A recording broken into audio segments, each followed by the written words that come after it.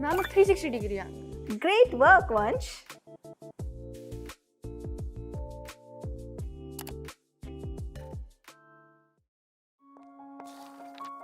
Yeah, hi.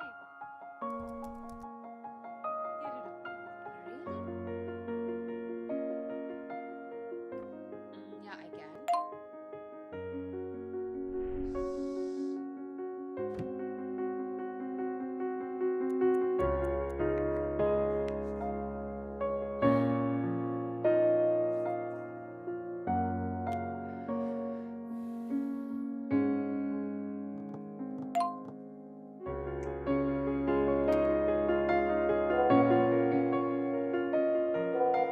Tutors who take 360-degree ownership of your child's learning.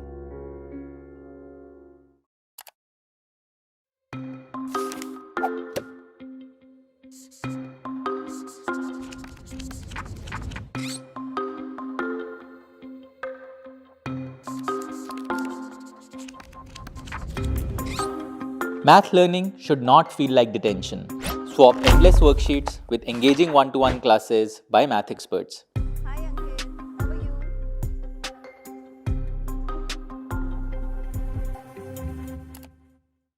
Do you know what is the sum of the exterior angles of any triangle? No, ma'am. Okay, let's look at the simulation here. If you drive along the triangle, every turn makes an exterior angle. When you take 3 turns, you are at the initial position. So, what does it make? Ma'am, a full circle. Absolutely right, and that is? Ma'am, a 360-degree angle. Great work, Vansh.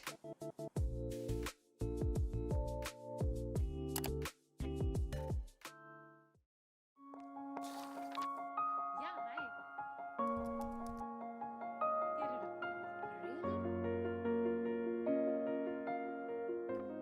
Yeah, I can.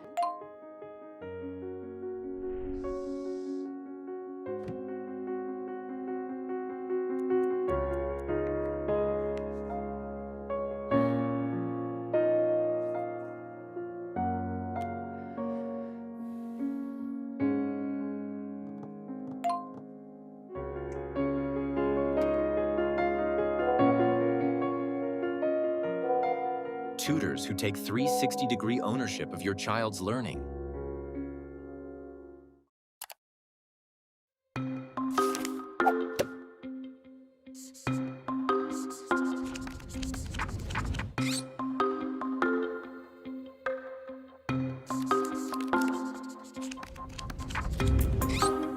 Math learning should not feel like detention. Swap endless worksheets with engaging one-to-one classes by math experts. Hi, Ankit. How are you?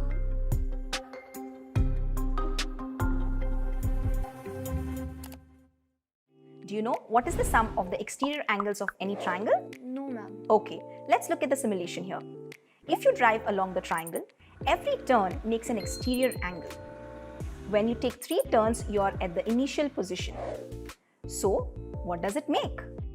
Ma'am, a full circle. Absolutely right, and that is? Ma'am, a 360-degree angle. Great work, Vansh.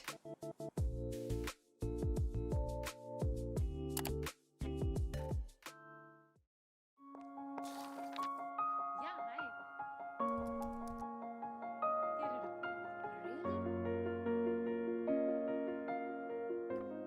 Yeah, I can.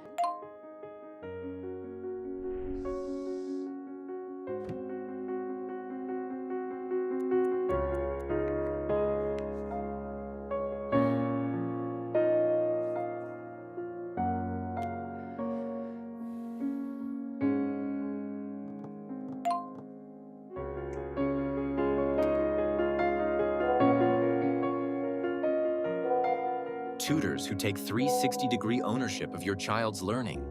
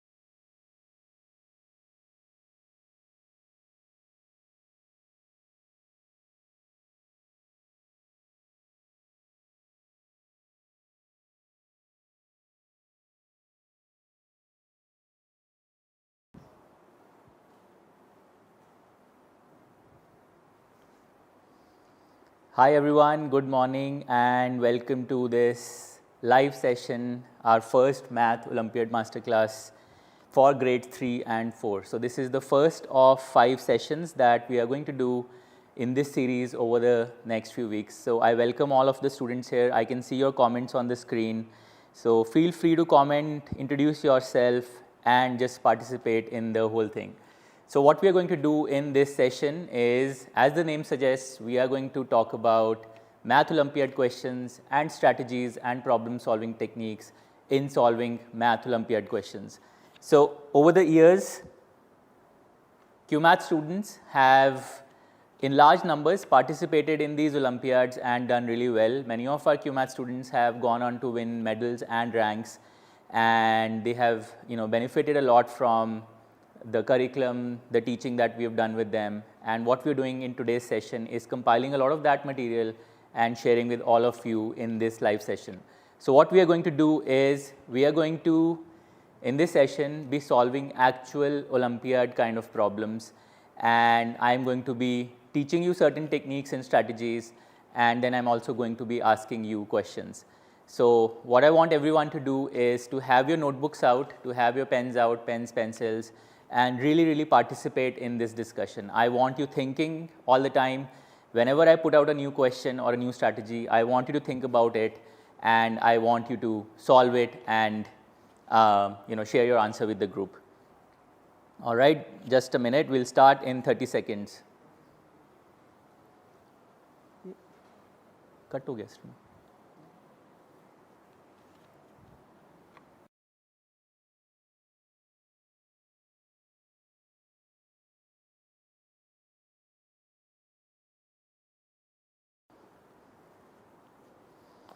All right, good morning once again to students who are joining in now. I can see a lot of you commenting in the live stream, so please keep doing that.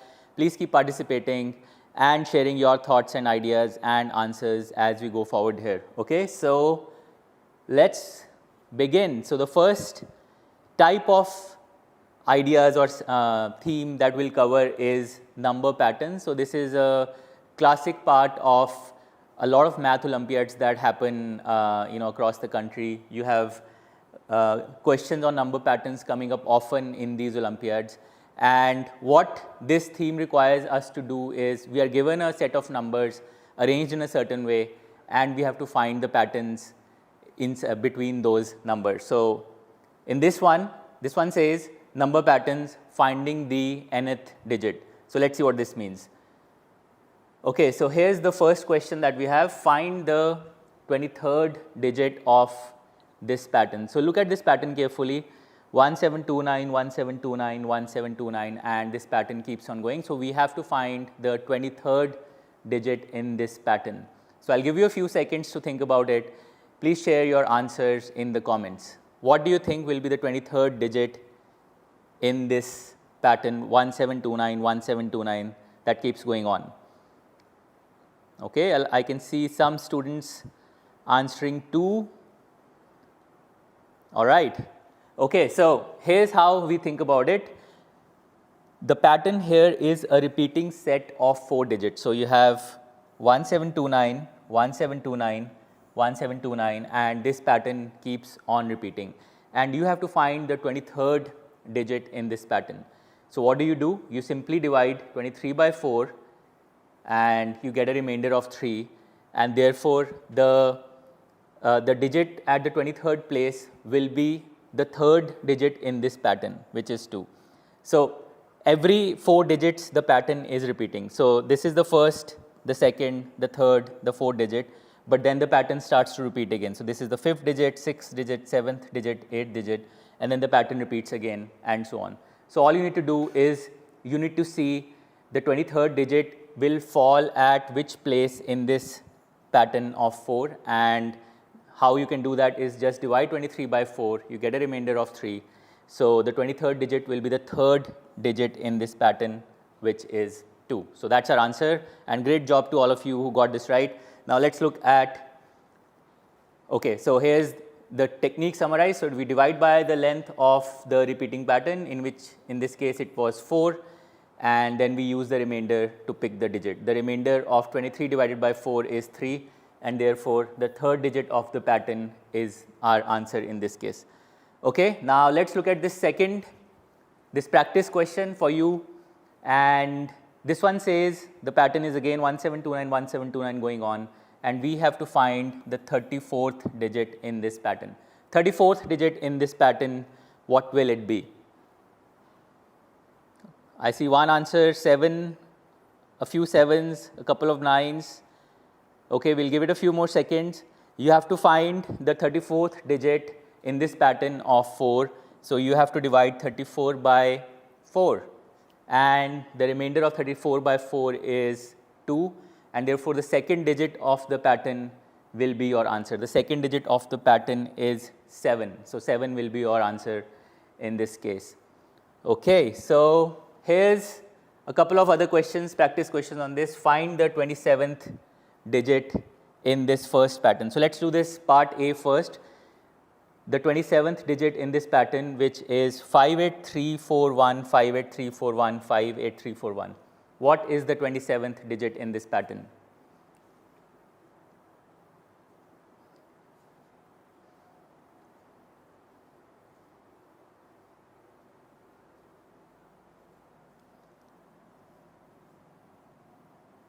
Okay, I am seeing a mix of answers, some 8s, couple of 7s, but you have to find the 27th digit of this pattern, which is a repeating pattern of 5 digits. So, you have 58341, then 58341 repeats again, then 58341. So, this is how it proceeds.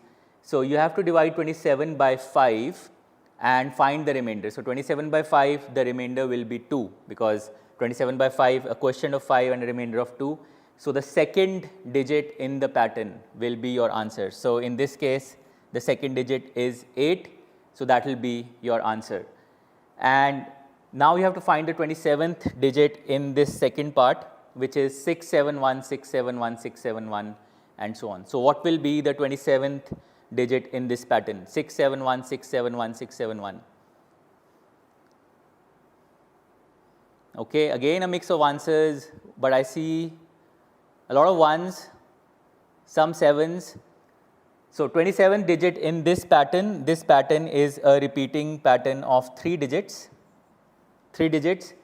and therefore, you have to divide 27 by 3 and look at the remainder, but there is no remainder in 27 by 3 because 27 perfectly gets divided by 3, and therefore, the third digit of this pattern, which is 1, will be your answer in this case.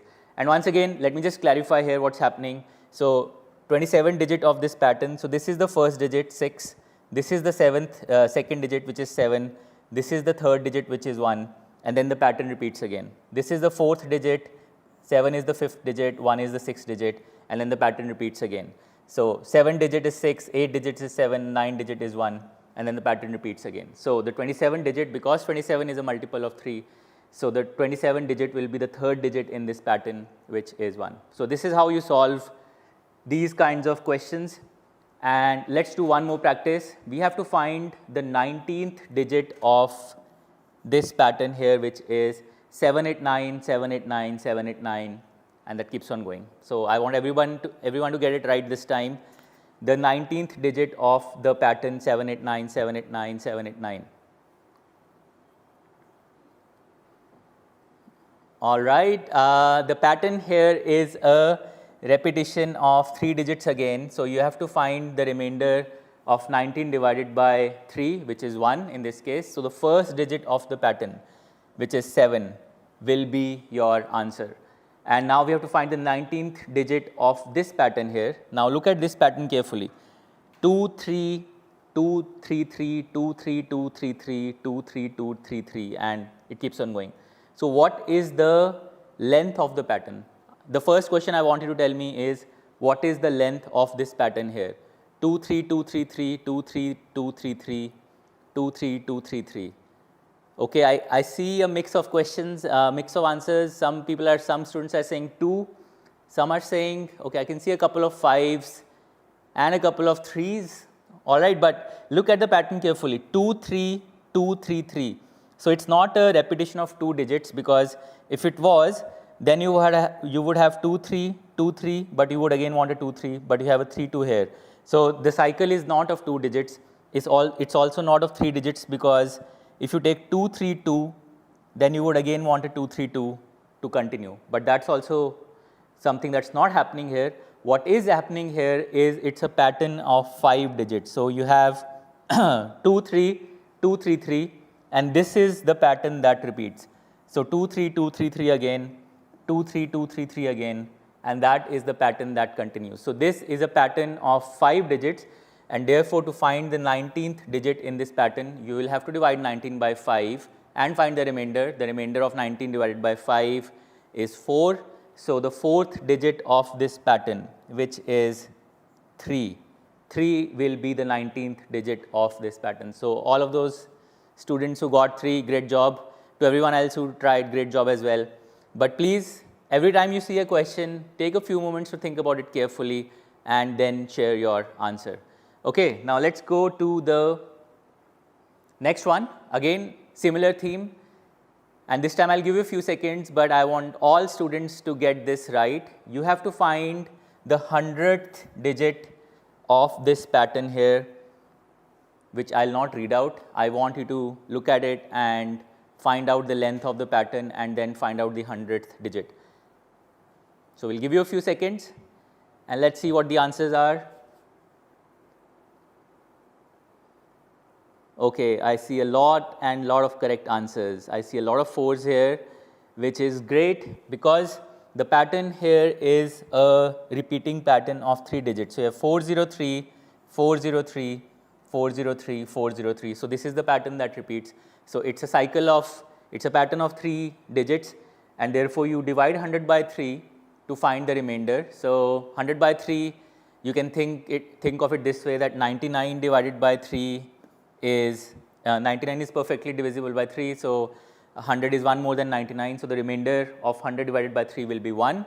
So therefore the first digit of this pattern, which is 4, that will be the 100th digit of the pattern, 4. And now here's the second one. What is the 100th digit of this pattern here? Again, I'll not read it out and we'll see if you can get it right. The 100th digit of this second pattern that you see here, part B.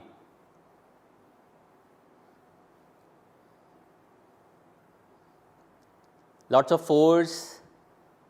Great job, students. I think you are now finally getting it. Great job. So 100th digit of this pattern, it's a pattern of 4. So 2024, which is the year we are in. That's why this number here, 2024, 2024, 2024, and this is the cycle that keeps on repeating. So it's a cycle of 4. It's a pattern of 4, pattern of length 4. So you divide 100 by 4, and 100 is perfectly divisible by 4. So you take the 4th digit of the pattern, which is 4 in this case, and therefore the 100th digit will be 4.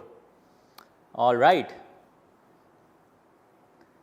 I think this is the last one in this section. So take a few seconds, think carefully, and then share your answer. The 25th character. So now we have moved from digits to characters, but the idea is the same. You have to look at the length of the repeating pattern. Find the 25th character of this pattern here. And again, I'm not going to read it out. I want you to read this and figure out the length of the pattern and then tell me what will be the 25th character of this pattern. Okay, lots of W's. Wow, amazing. Lots of W's here. So let's look at the length of the pattern. W, X, Y, Z. So it's a pattern of length 4.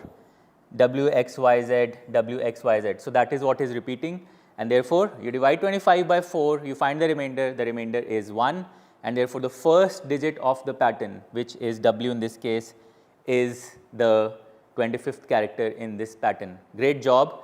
Now tell me, what is the 25th character of this pattern here, 25th character of this pattern? Again, let's take a few seconds. 25th character of this pattern. Think carefully, look at the pattern carefully, analyze it carefully, and then tell me what is this 25th character of this pattern. Lots of 1s. Okay, anybody else has any other answers? I see mostly 1s. So let's see if you guys are correct. Let's look at the pattern length here. So you have 1A, 2B, 3C, and then 1A, 2B, 3C again. So it looks like the length of the pattern is 6. 1A, 2B, 3C, 1A, 2B, 3C, 1A, 2B, 3C, and so on. So the length of the pattern is 6.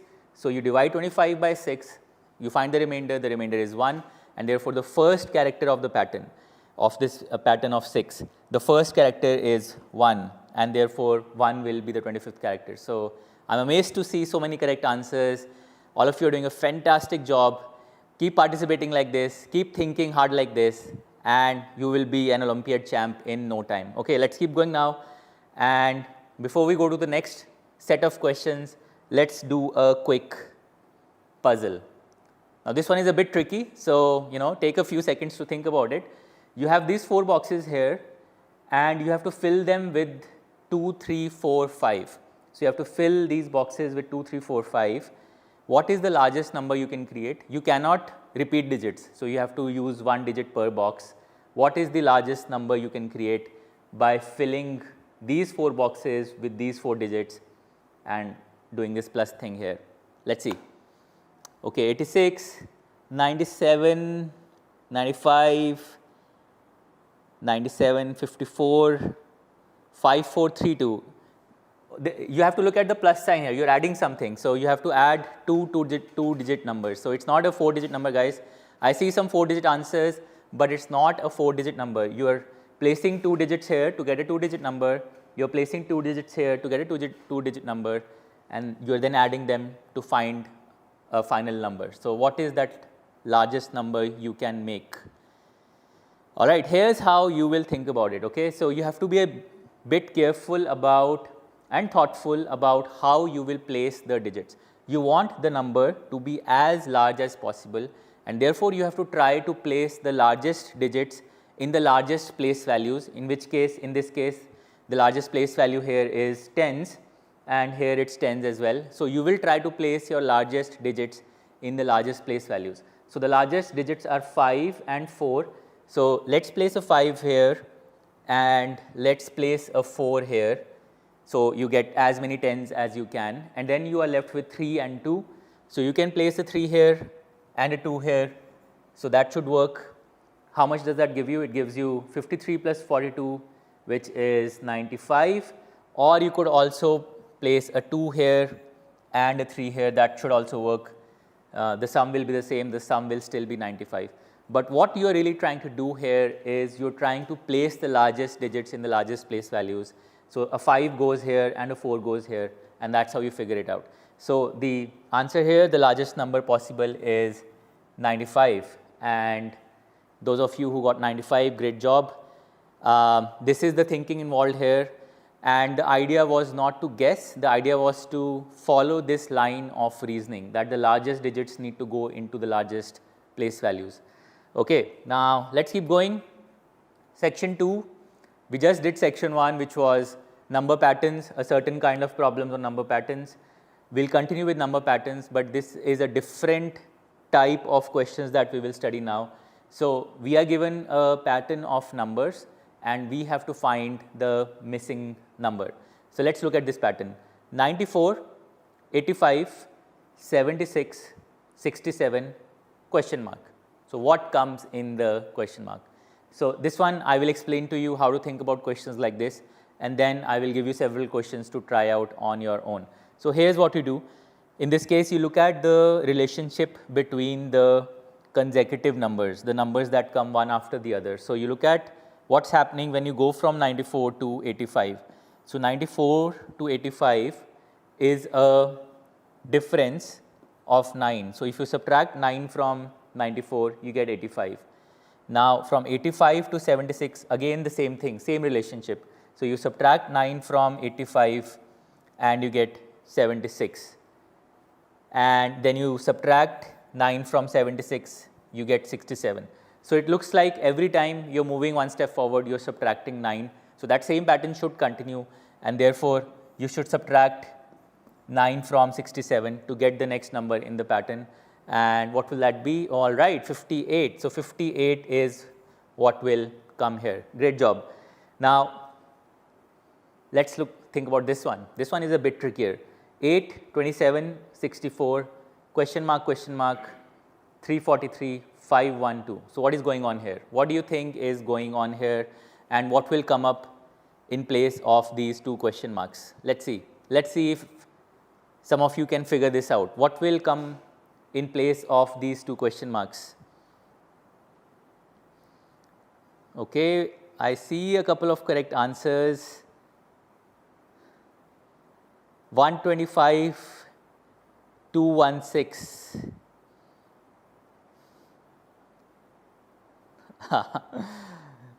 One of the students is saying, I don't want to know. All right, but the important thing is not to get to the answer, but to think about how to get to the answer. The reasoning here is what is important. The answer itself is not as important. So in this case, what's going on is these numbers represent a certain kind of pattern, and that pattern is actually what we call cubes. So this number 8 is 2 times 2 times 2, or the cube of 2. So the way we write the cube of 2, and because you are in grades 3 and 4, you may not have read this notation so far, but 8 is the cube of 2. So you say 2 to the power 3, which you can write like this, but if you are finding this notation difficult, you can just think of this as 2 into 2 into 2. So 27 is 3 into 3 into 3, so it's the cube of 3. 64 is 4 into 4 into 4, so it's the cube of 4, and therefore this pattern here should be the cube of 5. So 5 into 5 into 5, which is 125, and this question mark here should be the cube of 6. So 6 into 6 into 6, so this one should be 216, and this pattern actually continues. 343 is the cube of 7, so 7 into 7 into 7, and then 512 is the cube of 8, so 8 into 8 into 8. So this is how this pattern was constructed. It was a bit harder than the previous one, but you do get questions of this kind on Olympiads for young students as well. So you have to learn to recognize this pattern of squares and cubes and so on. Okay, now let's look at another question here, another kind of question here. You have a 4, a 9, a 5 and a 65 here. Okay, so what's going on? What do you think is going on here? You have a 5, 8, 6 and 78 here, and then you have a 8 question mark 5 and 85 here. So what do you think is going on here? So you have to think like an investigator, you have to think like a detective, you have to think what is going on in these patterns that will also apply to this pattern here. So that's how you have to think about these things. So what do you think is going on here, and what do you think will come in place of the question mark? We'll take a few seconds. I want everybody here, everybody in the session to take a few seconds and think about this. What is the pattern that is being applied here, that is also being applied here, and therefore that will also apply to this pattern?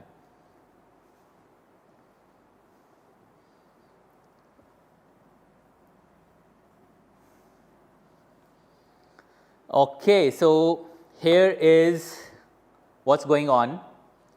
The secret lies in realizing that these numbers seem to be small, but this one seems fairly big. So, you have like 4, 9, 5, and then you have a 65 suddenly, and here you have a 5, an 8, a 6, but then suddenly you have a 78. So, how is this large number being generated? So, that's how you have to think about it. How is this large number here being generated? Can it somehow be generated or created by combining these numbers in a certain way? So here's what you can do. 65, how is it related to 5? So 65 is actually 13 times 5.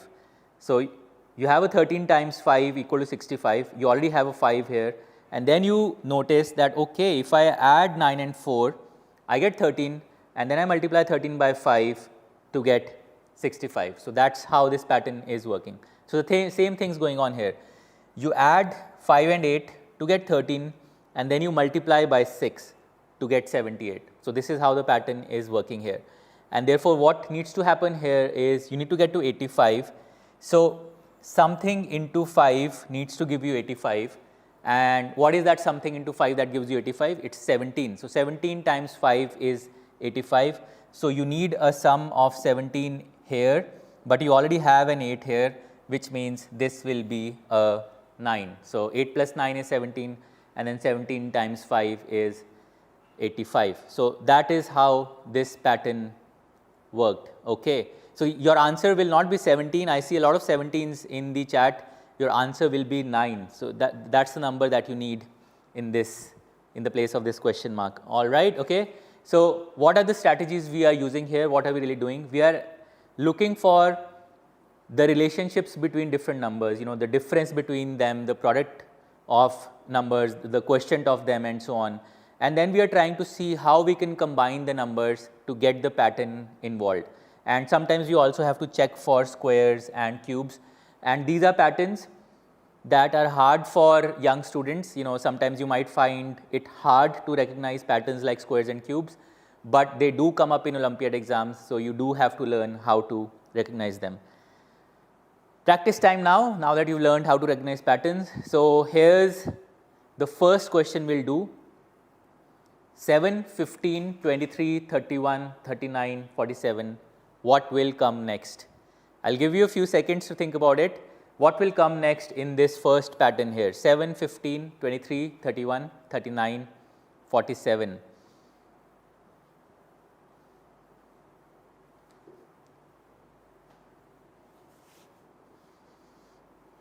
Okay, I see a lot of 55s, a lot of 55s.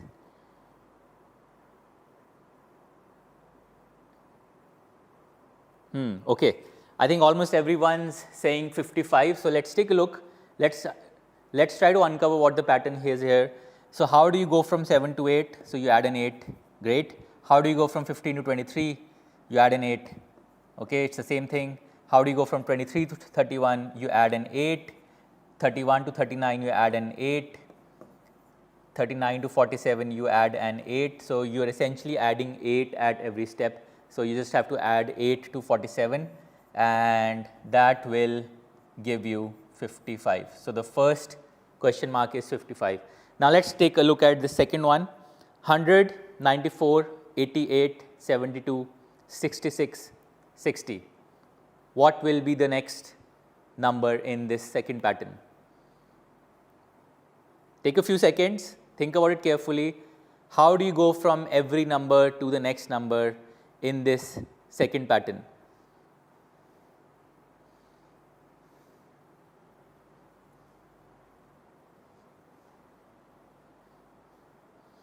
Okay, I see a lot of 54s. So let's see if that's correct. 100 minus 6 is 94. 94 minus 6 is 88. 88 minus, okay, so what's going on here? So 100 minus 6 is 94, 94 minus 6 is 88, 88 minus 16 is 72, and then 72 minus 6 is 66, and 66 minus 6 is 60. So it seems like this pattern, I mean, maybe the person writing this question meant this to be a minus 6, but they accidentally did a minus 16. And therefore, if this was 82 and this was 76 and this was 70, you know, this could have worked. But even in this case, let's still go ahead and see, you know, what kind of pattern we could build here. So you have a minus 6, minus 6, minus 16, and then you have a minus 6, minus 6. So you could again do a minus 16 to kind of continue the pattern. So you could do a minus 16 here to get 44, 60 minus 16, 44. So that would work. But I think in this case, the question really meant this to be an 82 and not a 72. So let's just, you know, leave it here and go to the next one. So here's the next question. 9, 12, 16, 21, 27, 34. What comes next here? So this first question, we are doing this first question. What do we do in this pattern? 9, 12, 16, 21, 27, 34. We'll take a few seconds again, and let's see what you guys manage to do here.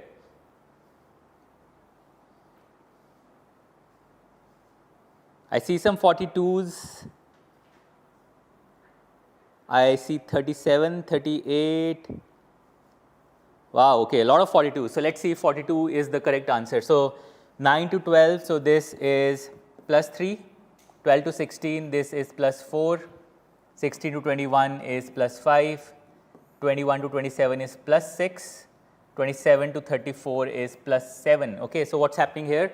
So you're saying you're going from, you're adding a 3, then adding a 4, adding a 5, adding a 6, adding a 7. So you have to add an 8. Okay, so you add an 8 here and you get 34 plus 8. So this answer here will be 42. And great job to all of those who wrote 42.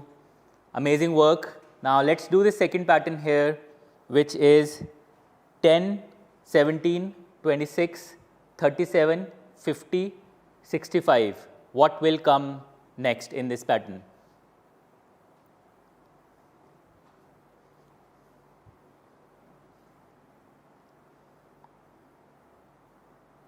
Okay, I see some correct answers coming up.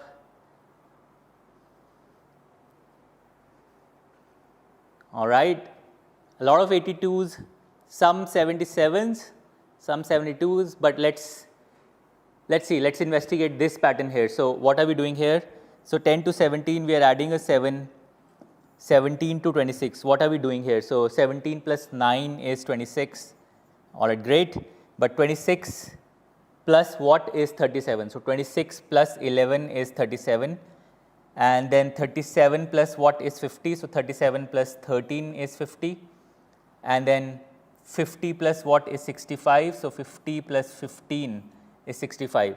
So what is the pattern here? So you're adding a 7, then a 9, then an 11, then a 13, then a 15, and therefore what you're adding is also following a pattern. So every time you're increasing the thing you're adding by 2. So in the next step, you'll actually add, what will you add here? You will add a 17 here. So 65 plus 17, and that will give you 82.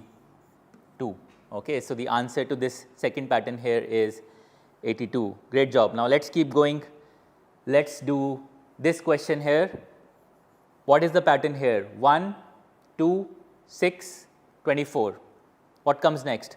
1, 2, 6, 24. What will come up here in these two question marks? Take a few minutes.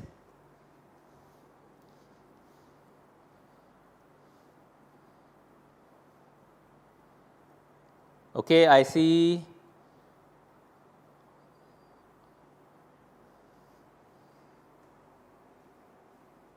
wow, very few correct answers so far. So let's think about this pattern carefully. 1, 2, 6, 24.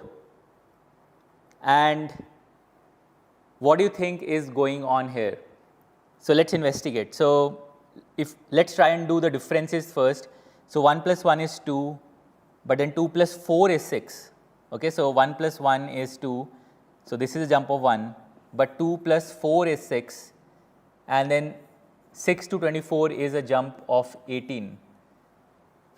So do you think that's what's going on here? Do you think there's some pattern in the differences? It doesn't seem to be the case. So let me just erase this. There seems to be some other pattern working here. So what is that pattern? So here's the pattern for those of you who were not able to figure out. So you multiply 1 by 2 to get the next number 2. Now you multiply this next number 2 by 3 to get the next number. So you multiply 2 by 3 to get 6. Then you multiply 6 by the next number to get the next number. So you multiply 6 by 4 to get 24. So every time you are multiplying with a number that's 1 higher than the previous multiplier. So in this case, you will multiply 24 by 5 to get the next number, which is 24 into 5 will be 120. And there's a neat trick for those of you who are unaware how you can quickly multiply a number by 5. So for example, if you have to multiply 24 by 5, you can simply first multiply, you can actually just halve this number. So 24, the half of 24 is 12. and double this. So the double of 5 is 10. So 24 by 5 is actually 12 times 10 or 120. So this is a way that you can quickly multiply a number by 5. So 24 times 5 is half of 24, which is 12 times 10. So you will get a 120 here, and then to get the next number in the sequence, you multiply by the next higher multiplier, which will be 120 times 6, and that will be 720. So your two answers in this case are 120 and 720. Amazing. Okay, now let's take a look at this pattern. What is going on here? 1, 2, 4, 8, 16, 32, question mark. What do you think is going on here, and what will be the next answer in this sequence? Okay, I think everyone's guessed it. I see a lot of correct answers. The answer in this case is 64. So what's happening here is you're multiplying by 2 at every step. So 1 into 2 is 2, then 2 into 2 gives you 4, then 4 into 2 gives you 8, then 8 into 2 gives you 16, 16 into 2 gives you 32. So you just have to multiply 32 by 2 to get the next number, and 32 times 2 is 64. So your answer in this case will be 64. Amazing job. Okay, I see a lot of students participating. Those of you who are not sharing your answers, please do that as well. It is okay if your answers are incorrect. The important thing is to try. The important thing is to make an attempt, even if you get the answers wrong. A lot of this stuff that you are studying here, that I'm teaching you today, is not covered typically in school level math, and that is why we call it Olympiad math, because it shows up in math contests and Olympiads. So if you're not able to understand some of this, or you're making some mistakes, that's perfectly fine. The important thing is to think and to try and to participate in the discussion.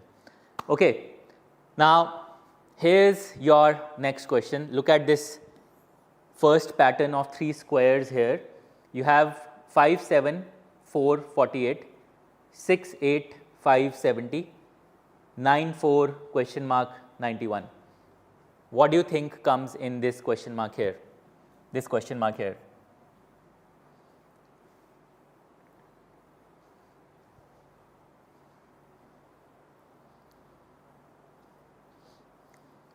Okay, I see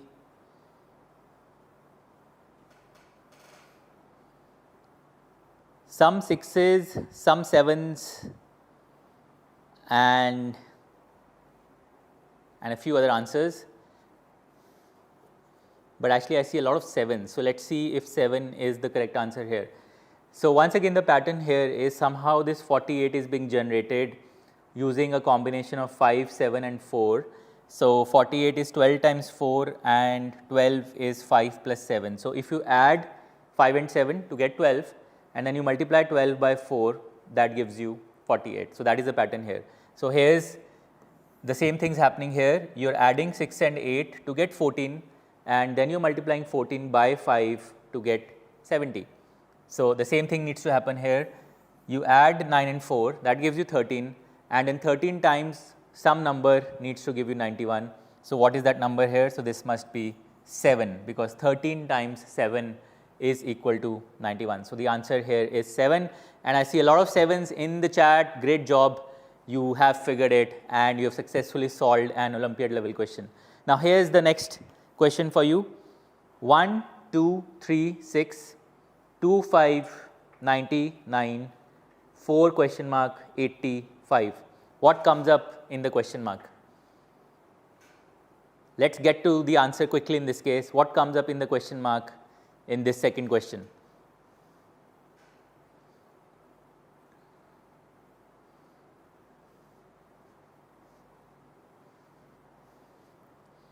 Okay, I see a lot of 4s,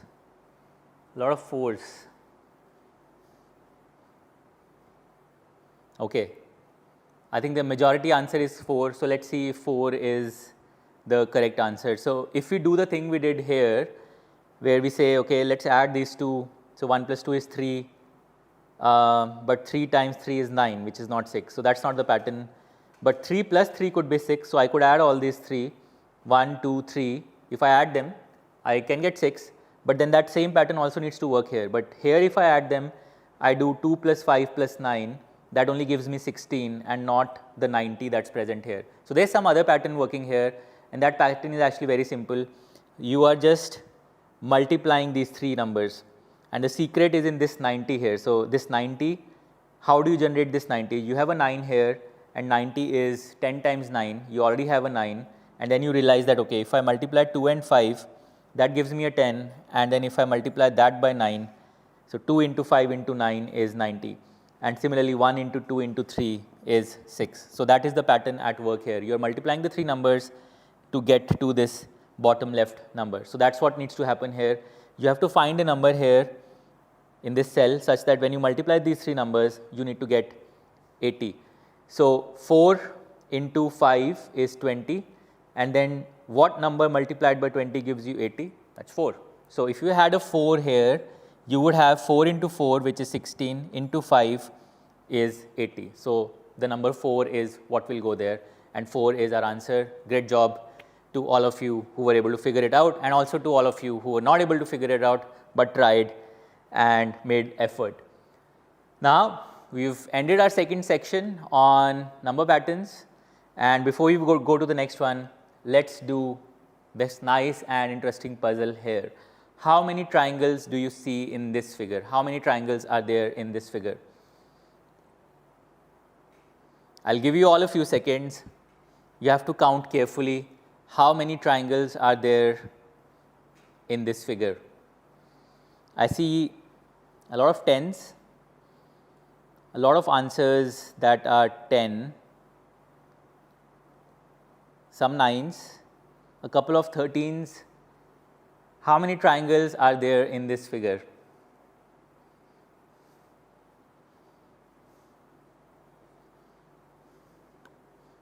Oh, I also see some other answers, 16, 17, but mostly the answers seem to be 10 and 11 and 13.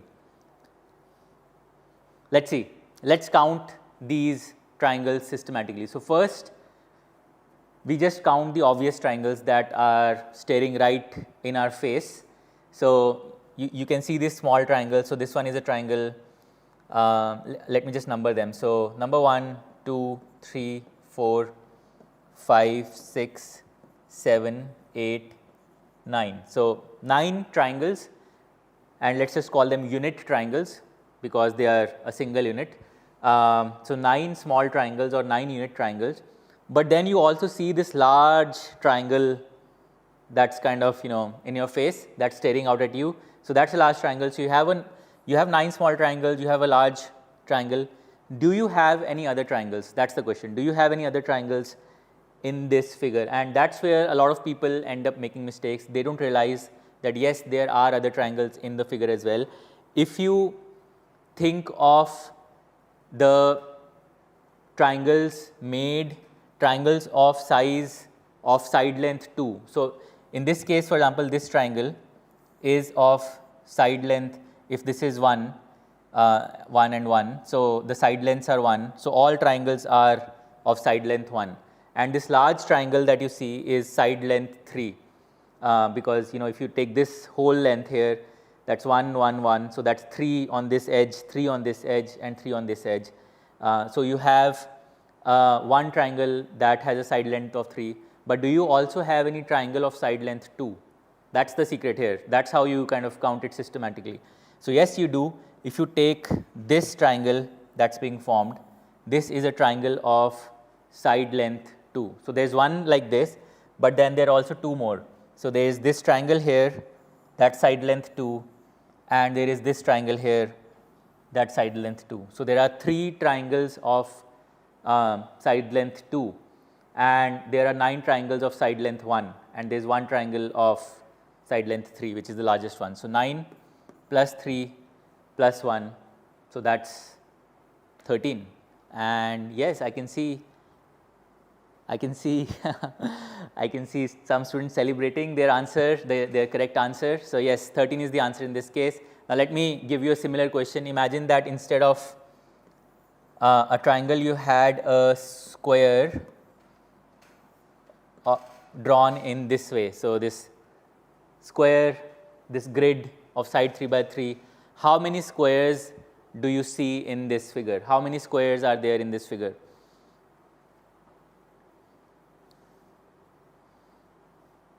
How many squares in this figure? So again, you have to count systematically. How many squares of side 1 by 1? How many squares of side 2 by 2? And how many squares of side 3 by 3? That's how you have to do this. I see lots of 14, so let's see if 14 is the correct answer. So you have 9 squares of side 1 by 1, great, that's obvious. Then you need to count the squares of side 2 by 2. So you have this square, so let me highlight it in a different color. So you have this square of side 2 by 2, this square, then you have this, and then you have this. So you have 4 squares of side 2 by 2. So you add a 4, and then you have this large square of side 3 by 3. So there is 1 square of side 3 by 3.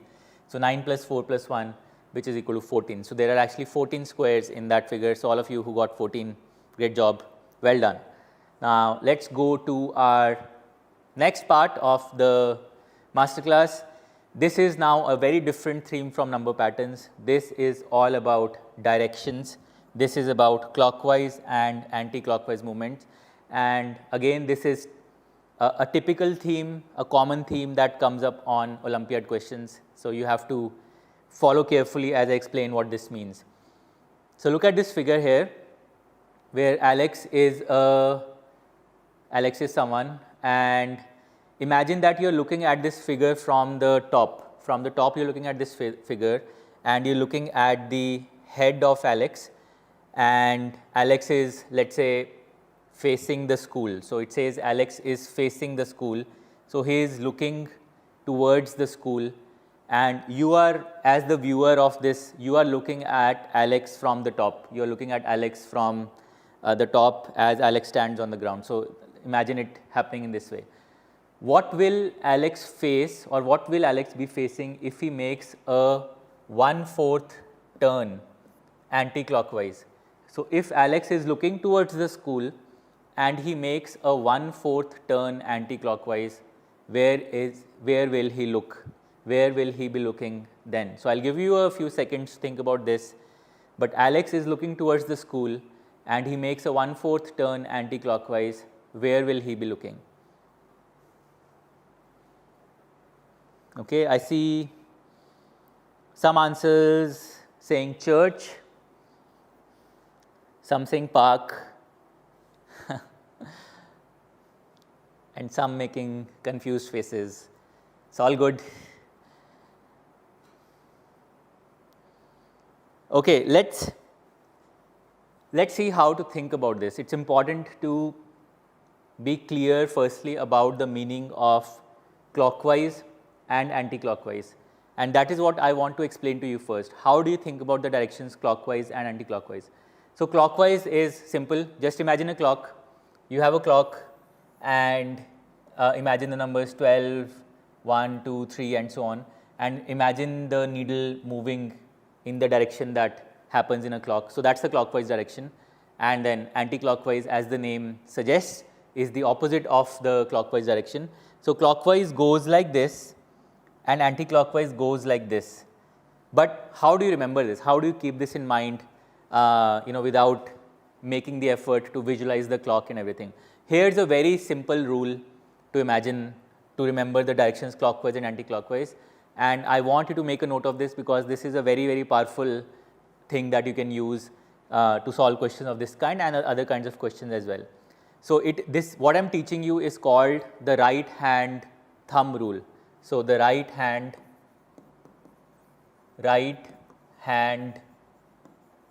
thumb rule. Okay, so you take your right hand and you take your 4 fingers and you wrap them around like this, just make this motion that I'm doing. So if you make a motion with your 4 fingers like this, you kind of close them, and if the thumb is coming out towards you like this, like I'm doing this and the thumb is coming out towards me, So, I am wrapping my fingers like this and the thumb is coming out towards me. That means that I have made an anti-clockwise movement with my forefingers because the thumb is coming out towards me.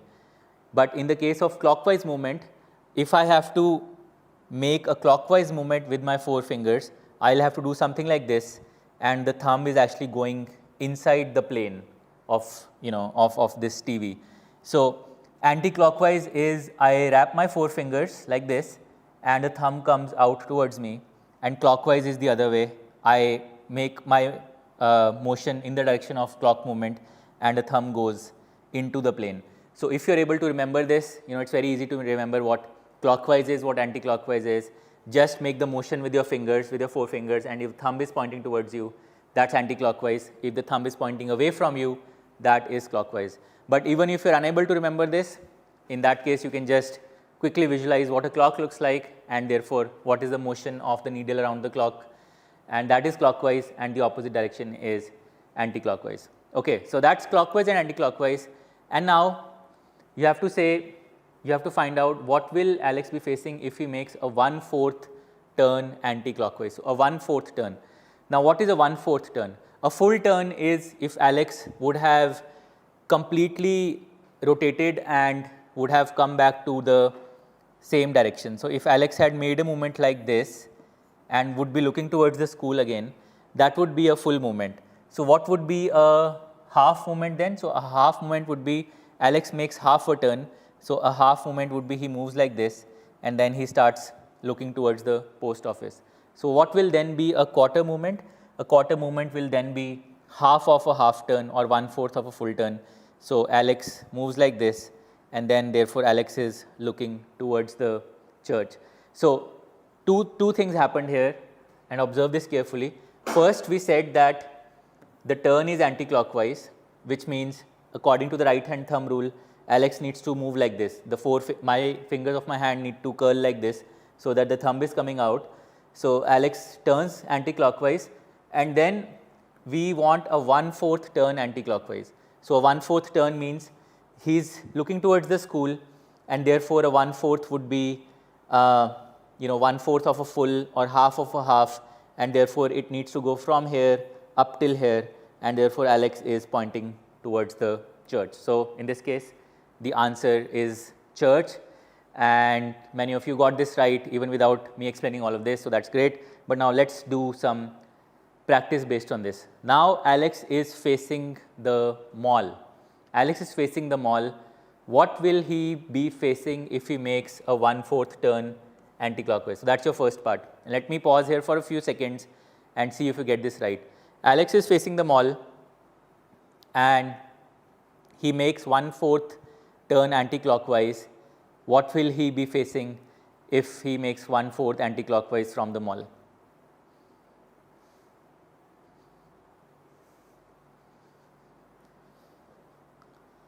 Okay, I am seeing some answers that say home, some that say temple. Remember, the turn is anti-clockwise and not clockwise. So, what is the direction that Alex needs to move in? It is anti-clockwise.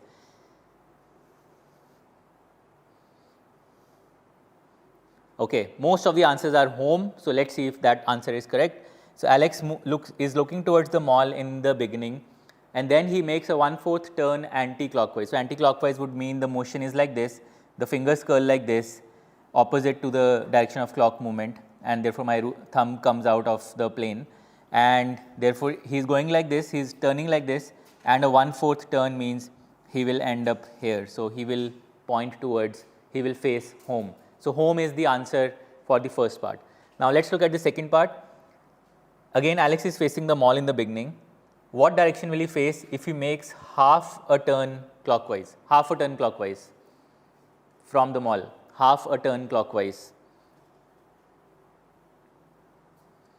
Half a turn clockwise from the mall. See a lot of answers that are park. Okay, so clockwise is this direction and it's a half turn. So, it needs to go half of a circle or half of a full circle. So, Alex will be facing the park if he makes a half turn clockwise, and that's the answer to part B, park. And then finally, the answer to part C, 1/4 turn clockwise. He starts from the mall and makes a 1/4 turn clockwise. So where will he end up? 1/4 turn clockwise.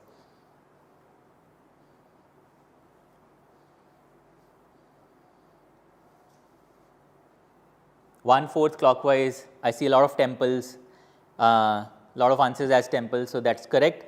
Clockwise again this direction, but this time it's a 1/4 of a circle, so he'll come up till here and then he will be facing the temple. So temple is the answer to the third part, which is 1/4 turn clockwise. Now let's do another set of practice questions, and this time I want you to tell me quickly, without too much time being spent here. Alex is facing the church, and what will he be facing if he makes half a turn anti-clockwise? So that's the first part. Half a turn anti-clockwise, what will he be facing?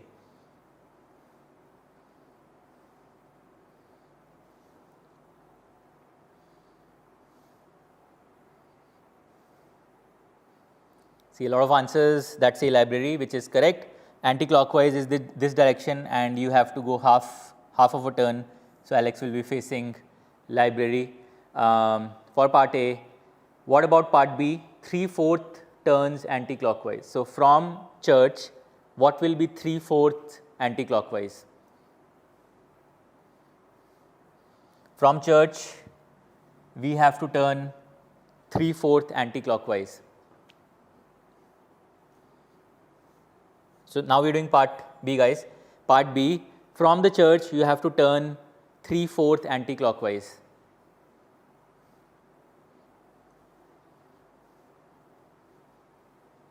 3/4. I see some answers that say mall and some answers that say, okay, this one seems to be a bit harder because I don't see many correct answers. So 3/4 anti-clockwise would mean you are again going in the anti-clockwise direction and you are going 3/4 of a full circle. A full circle would have brought you back to the church, but you are going 3/4 of the way. So a 3/4 would be you go like this and like this, but you stop here. That's 3/4 of a circle. And so if you remember your fractions that you've studied, 3/4 of a circular turn would end up here. So Alex would actually be looking here towards the school after 3/4 of a turn. So the school is the answer for part B. And now let's do this last one, which is a bit more challenging, but I'm sure you can get it. If he turns 3/8 of a turn clockwise, he's facing the church to begin with, and he makes 3/8 of a turn clockwise, 3/8 clockwise, where will he land up?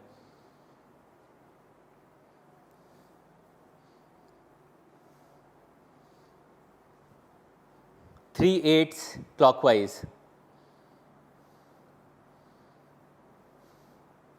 Okay, I see mixed answers again, but it seems like this time students are getting it right. 3/8 clockwise, so clockwise would mean this direction. You have to turn in the direction of the clock, or according to the right hand thumb rule. I curl my fingers like this, so my thumb goes into the plane of the TV. But I have to do a 3/8 turn, so 3/8. This is the turn that I have to make. Now, what you can notice is that from the church back to the church, if you make a full turn, you would actually, you would actually end up making this 8/8, which is a unit fraction or a full fraction.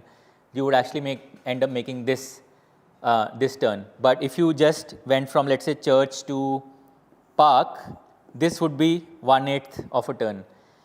So every step to the next step is 1/8 of a turn, and therefore if you had to make 3 such steps, 3 such turns, or 3/8 of a full turn, you would go from church to park, park to school, and school to home, and this is where Alex would be facing if he made 3/8 of a turn.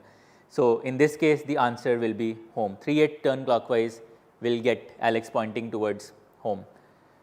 Okay, now, yeah, that's it on the directions, and we'll continue moving. But before we go to the next section, we'll do a nice, interesting puzzle that says we have an infinite number of $3 and $5 coins, and which of these amounts cannot be paid using these coins? Which of these amounts cannot be paid?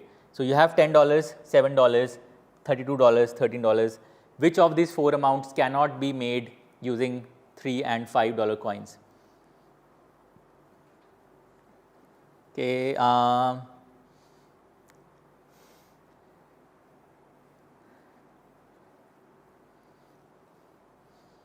give you a few more seconds. Which of these 4 amounts cannot be made using $3 and $5 coins?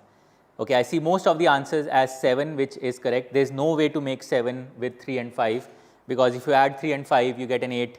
If you just take 3s, you'll have 3, 6, 9, 12, so you can't make a 7.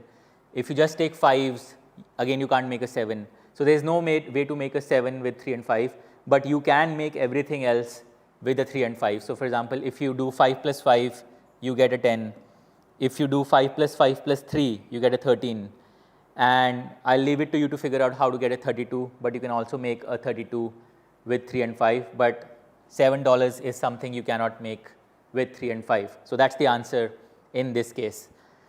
Okay, now, yeah, once again, a reminder that we have had a lot of our existing Cuemath students, many of you who are attending now, who have over the years done really well on math and won Math Olympiad medals and ranks and so on. So if you are not a Cuemath student, you are free to take a trial with us and test out our curriculum, our teaching, work with our tutors and so on. So that's just a reminder for you to try Cuemath out if you're not a Cuemath student yet. Now let's keep going. So the next section that we have is again directions: north, east, west, south. So the previous section was about turning clockwise, anti-clockwise. This one is about directions north, east, west, south, and I think this is something you will find fairly easy. So we will get through this more quickly, but in questions of this kind, you have questions like this. You have this point D. What is north of D? So once again, a reminder: north is this direction, east is this direction. So this is north, this is east, this is south, and this is west. Okay, so what is north of D? So north of D is, you look towards the north and you find B. So north of D is B. What is west of B? So from B you look towards the west, and you see A. So A is west of B. What is south of A? So from A you look towards the south like this, and you see this point C. So C is south of A. What is northeast of C? Now let's spend a few moments on this. Northeast, northwest, southeast, southwest. So as you can see in this figure here, northeast is between north and east. So between north and east, if you go, that's northeast. Similarly, northwest is between north and west, and it's in the name northwest, so between north and west. Southwest, between south and west, and this is south, this is west, so this is southwest. And then southeast is between south and east. So this is how you get these 4 directions. And therefore, what is northeast of C? So from C, you have to go northeast. So north is this, east is this, so northeast will be this, which is this point B. So northeast of C is B. And the last 2 questions say D is dash of A. D is in which direction of A? So if you are standing at A, in which direction do you need to go to get to D? So you have to go in this direction, and what is this direction? This is east and this is south. So the direction between them will be southeast. So D is southeast of A. So let's write southeast of A. And then finally, A is dash of D. So A is dash of D. So now the difference between these 2 questions is, in this one, in the 5th one, D is dash of A. You have to stand at D, you have to stand at A, and you have to figure out what direction to go in to get to D. In the 6th one, it's saying A is dash of D. So you are standing at D now, and in which direction do you go to get to A? A is in which direction with respect to D? So that is the question you have to answer in this case. So from D, you will have to go in this direction to get to A. And what is this direction? So this is north and this is west.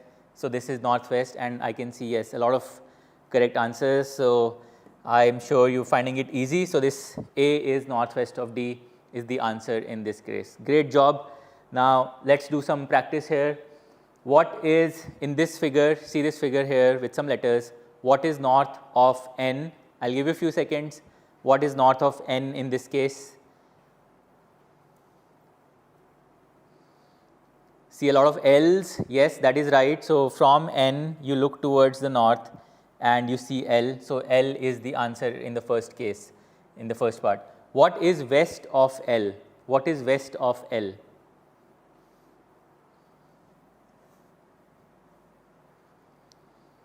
What is west of L? Lots of X's, yes. So, from L you look towards the west, which is this direction. You see there is an X here. So, X is the answer of the second part. What is southwest of Z? So, you are at Z and you have to go southwest. So, what is southwest of Z?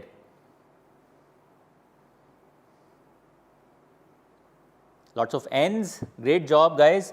Southwest of Z, so this is south and this is west, so between them is southwest. So, you go like this and you see there is an N here. So, the answer is N in this case. And finally, part 4, W is dash of M. W is in which direction of M? This is off. W is in which direction of M, which means from M you have to go in which direction to get to W?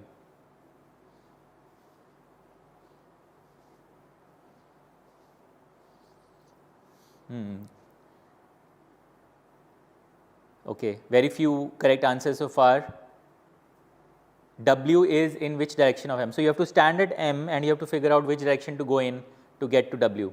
Okay, so you have to go in this direction to get to W because you are starting at M and you have to go towards W. So, you have to go in this direction and this is between north and east. So, this is northeast. So, in this case the answer is northeast.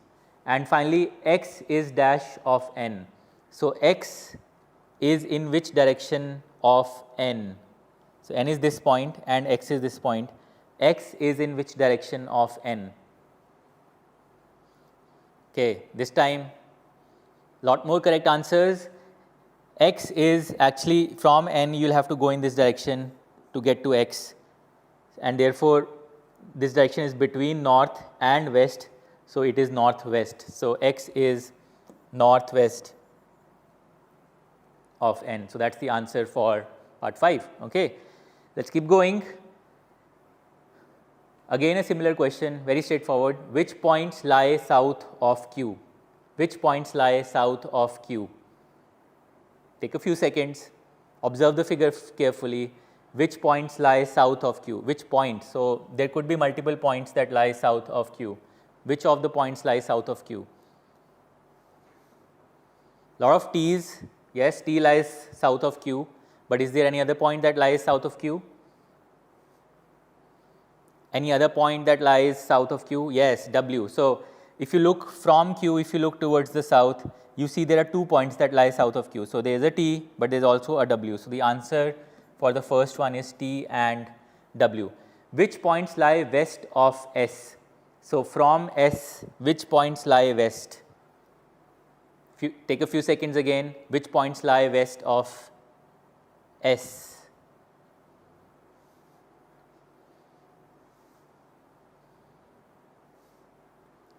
Wow, no correct answers so far. Which points lie? Yeah, okay, I can finally see some correct answers. Which points lie west of S? So, from S, the west is this direction. There is no point in towards the west of S. So, the answer here is simply none. No points lie west of S. Which points lie northwest of X? So, northwest of X, which are the points that lie northwest of X? Northwest. Northwest of X.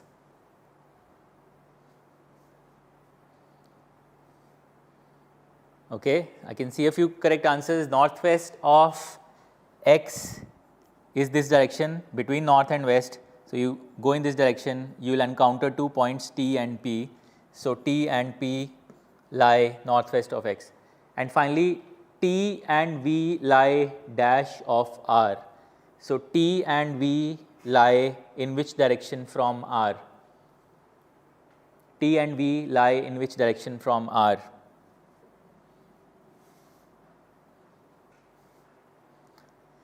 Okay, I can see, yes, some correct answers now. T and V lie which direction from R? So from R you have to go in this direction like this. So this direction is, what direction is this? It lies between west and south. So it's a southwest direction. So T and V lie southwest of R, all, and that completes this question. Now let's keep moving and do another puzzle, and then we'll go to our last section. This is a very cool puzzle. So take a few seconds to think about it carefully. Here's what it says. There is a lotus flower in a pond, and every other day it doubles in size. This lotus flower, every other day it doubles in size. Actually, just like, let's just call it, every day it doubles in size. In 6 days, the pond was completely covered by this flower. When was it half covered? When was the pond half covered if it gets completely covered in 3 days? Okay, I see I see most of the answers are 3 days. Most of the answers are 3 days. If this was that easy, this would not have been a puzzle. The answer is actually not 3, and that is, and I want you to listen carefully why the answer is not 3 and it is something else. The lotus flower doubles every day it doubles, which means the previous day it was half, and in 6 days the pond was completely covered, which means the previous day from the 6th day the pond would have been half covered of the full thing, and therefore the pond would be half covered in 5 days, not in 3 days, and that's the thing. So let's say, let me kind of draw it out for you visually. So let's say this is our pond, and if I try to draw every day what's going on and I think backward. So on day 6 the pond was fully covered by the flower, which means on day 5 it must have been half covered. So on day 5 it must have been half covered. On day 4th it must have been half covered, which means it must have been 1/4 covered. On day 3, on the previous day, it must have been half of 1/4 or 1/8 covered, and so on. So that's how you think about this puzzle here. So if it was fully covered on day 6, then that means on the previous day, which is day 5, that is when it was half covered. And yes, so the answer is 5 and not 3. And don't worry if you didn't get it right, because this is a puzzle that even most adults get wrong, and everyone says 3, but the answer is 5, and I hope you like this puzzle. Okay, let's keep going. I think this is the last section of this class, which is all about reflection and mirror images. So you just have to imagine reflections in mirror images. You use mirrors every day, so you know how mirrors work. So we have to think about reflections in mirrors in this case. So find the mirror image in this case of the point of this figure Z. So you have this Z here, and the mirror is placed like this. So what will be the reflection of Z in this mirror? If Z is reflected in this mirror or in this line, what will it look like? So you just have to think about how you will symmetrically reflect this figure on the opposite side. So if it goes like this on the left side, it must go like this on the right side, like this. So this will be the mirror reflection of Z. And I'll do a few more repetitions here so that you fully understand what's going on here. We just did this. So you have this Z here, and you have a mirror here, and you have to choose which of these 4 is the reflection of Z. So the way to do this is you start from this point here, and you think about where this will reflect on the other side. So if it's roughly here from the mirror, you think of another point that's at equal distance from the mirror. So if this is, let's say, some distance, you take an equal distance on the other side, and you start from here. So you say, okay, if this point is where I'm starting to draw Z from here, then I'll start from here on the other side of the mirror. And if I'm going like this, then in the mirror reflection I will go the other way like this, and corresponding to this point I will have this point here, and then I'm going like this on the left side, so I'll go like this in the mirror reflection, so like this and like this. So this is how you think about creating the mirror reflection. So in this case your answer is C. C is the mirror reflection of Z. Okay, now let's keep going. What is the mirror reflection of S if the mirror is placed like this? Mirror reflection of S. All right, I see mostly D's. Let's see if that's correct. So you're starting from here. So on the other side, I'll start from here, and then you're going this way. So on the other side, I'll go the other way. I'll go this way, and I'll go like this and like this. So if here I'm going like this, on the other side, I'll go the other way like this. So this is the mirror reflection of S, which is option D, and most of you got it. So I think you found it very easy. That's great. Let's do the next one. What is the mirror reflection of this word math, and the mirror is placed here? Think about this one a little more carefully. The reflection of math in this mirror here. This is the mirror that you have. The reflection of math in this mirror, what will it be?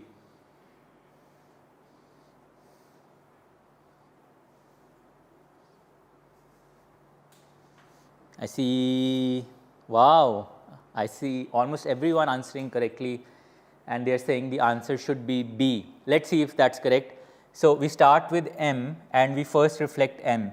So M goes like this on the right side. So on the left side, I'll go the other way around like this, but that seems to be the same. Then A goes like this on the right side. So I'll go like this on the left side, again the same. And why is that happening? Why is M the same? Why is A the same? Because they are symmetrical letters. So they are symmetrical letters, so their reflection is the same. Then you have a T here, which will reflect here like this, again the same, because T is also symmetrical. And then you have an H here, which will reflect here. So you draw this like this. So the reflection of math on the other side will be the same letters, but written in this order, which one is this? So yes, option B is correct, HTAM, and therefore B is the answer in this case. Great job. Let's do the next one. Okay, now this one's a bit tricky. So you have a circle with these 4 characters Z to J9. What will be the reflection in this case?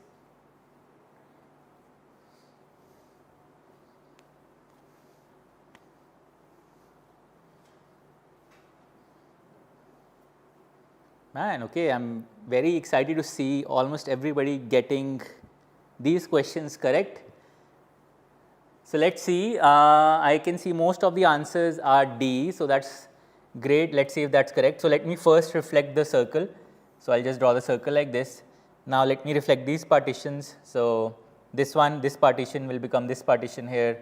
This line will become this line here, okay. But now let me reflect the 2. Now here's the thing, you have a 2 like this here. So on the reflection, you will go the other way. You'll go like this, and the 2 is the closest to the mirror, and therefore this section here on the top right is closer to the mirror. So corresponding to this, you will have a 2 over here, and then you have a Z here like this. So you will have the mirror reflection going like this, and then you have a 9 here, and corresponding to this, you will get a reflection here, but the 9, let's say, goes like this. So here it will go like this, and then you have a J here like this. So here you will get a J like this. So this is the reflection that you get, and which one is it? I think it is option D. Okay, so option D is the correct answer, and almost everybody got it right. Amazing. Easy, yes. Some students are saying it's easy. Yes, it is easy. It's very natural to us, but sometimes you will get questions that are, really hard, and when you start doing more Olympiad practice, you will realize that it's not always as straightforward as this. Now let's do this one. This is the figure you have to reflect, Z, Y, B, C. Let's do it quickly. Which one will it be?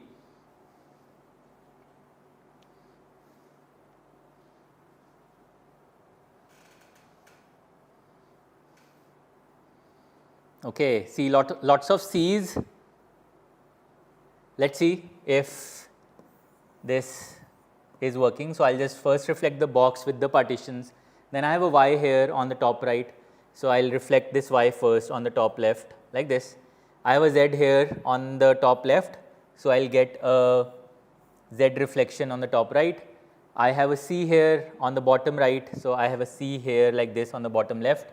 I have a b here on the bottom left. So, I will have a b here on the bottom right like this, and therefore, it seems like yes, option C is correct and everyone's got it again. Great job. Now, this one's a bit harder. Let's see if we can get this. What is the mirror reflection of this figure if the mirror is this thing here?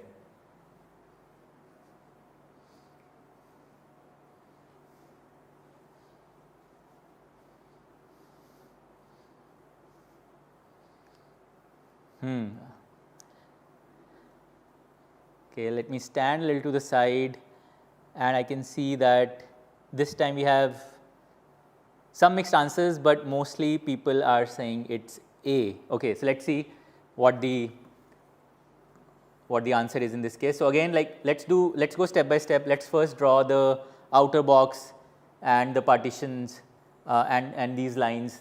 So I think the reflection will be like this, and then I have this black looking thing here which will reflect to this side in the reflection. So I will get this here, and then I have this circle here which will reflect here like this, and then I have this lower half of the circle shaded, but which means in the reflection also the lower half will be shaded. In the reflection also the lower half will be shaded, and I think some students kind of said B, that the reflection will reflect, but the mirror is here.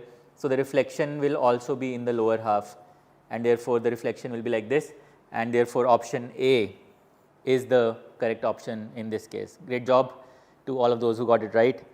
Let us go forward. Last one, I think the reflection of floor in the mirror. The reflection of floor in this mirror will be what?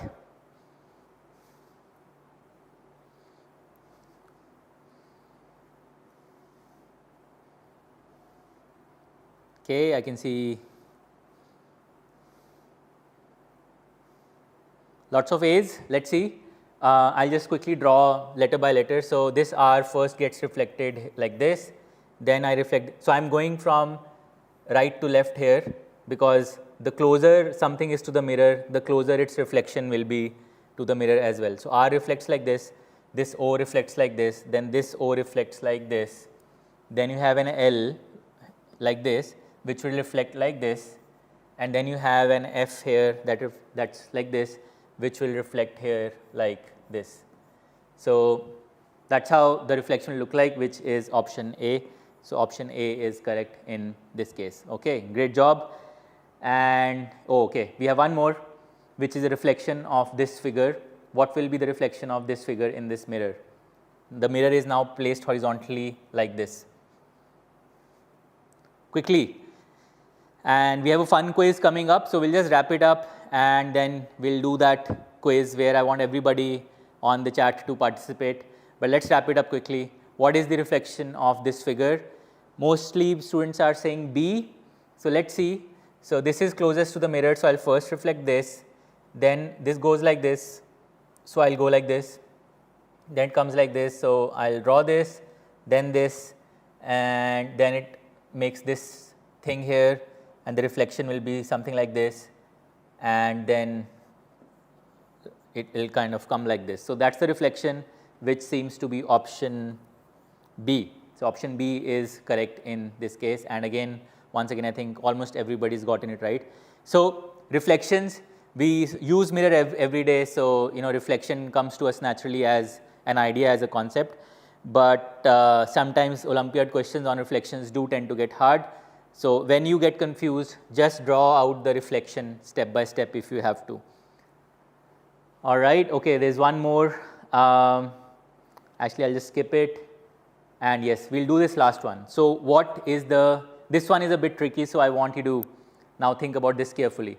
What is the reflection of this shape here with this triangle and this semicircle? Which of the reflections, which will be the reflection?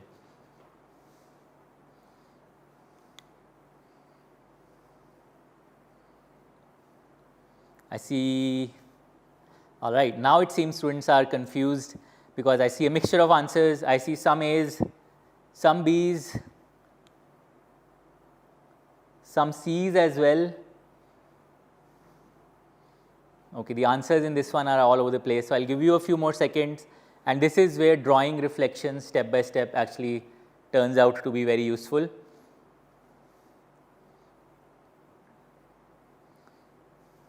Let us see now. So, first I will reflect the circle.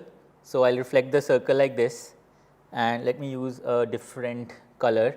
Now, look at how this line will reflect. So, this line, this point here will reflect to some point here, and this is a point that is further from the mirror, away from the mirror. So, its reflection will also be somewhat away from the mirror. So, the reflection of this diameter, which goes like this in the original figure, it will go like this in the reflection, and that is the key thing. Okay. So, this line drawn this way immediately rules out options B and C, and actually yes, options B and C are ruled out. So, the correct answer must be either A or D, but let's kind of draw out the reflection again. So, for this semicircle like this, I could draw it like this here. So, this will be the reflection of this semicircle, and then you have a triangle here like this. So, which I will draw here like this. So, this will be the reflection, which is actually option D. So, D is the correct answer in this case. So, this one was a bit more confusing, and that is why many of your answers were incorrect, and this is questions like this is where actually drawing the reflection line by line, or letter by letter, or figure by figure, it actually helps out a lot. Okay, now we will come to the last puzzle, and then we will start our quiz. Here is a matchstick pattern with some matchsticks numbered, and you have to remove some matchsticks to make the equation correct. So, which matchsticks will you remove? You have 4 options here. Which matchsticks will you remove to make the equation correct?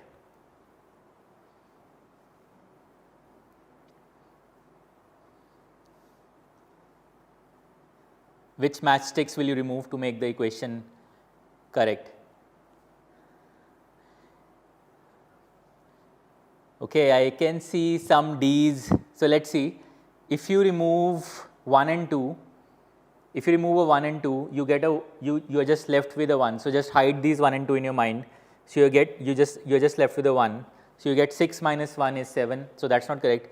If you remove 1, 2 and 3, so you remove a 3 here, so you get a 5, and you remove a 1 and a 2, so you get a 1. So, 5 minus 1 is 7, that also is not correct. If you remove 1, 2, 3, 4, you get 5 minus 1 is 1. So, that is also not correct.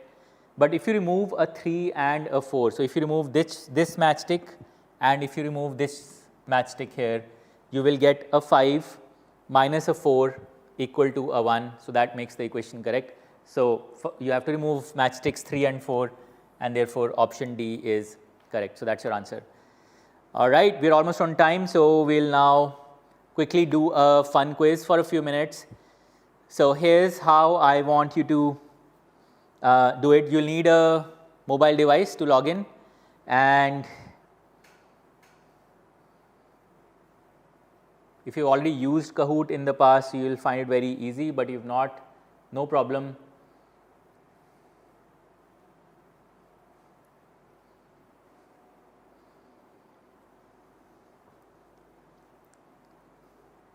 Here is what you need to do. So, take out your mobile devices and log into kahoot.it,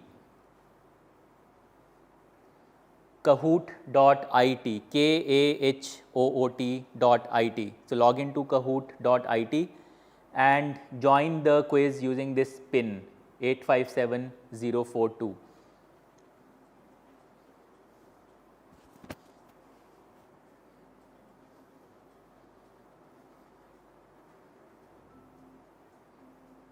Okay, I see the first student, I can see students joining now. Kahoot.it, just type kahoot.it and use this game pin that you see 857042. That is your game pin.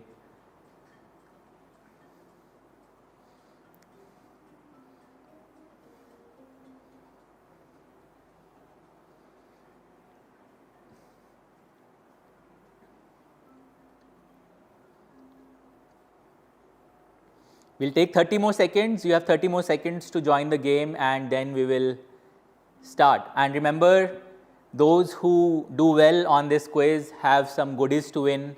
So please participate in the quiz seriously and think about your answers carefully, because if you end up on the leaderboard of this quiz, you stand to win some very interesting prizes. All right, I can see close to 200 students now in the quiz, and we'll take 10 more seconds and then we will start.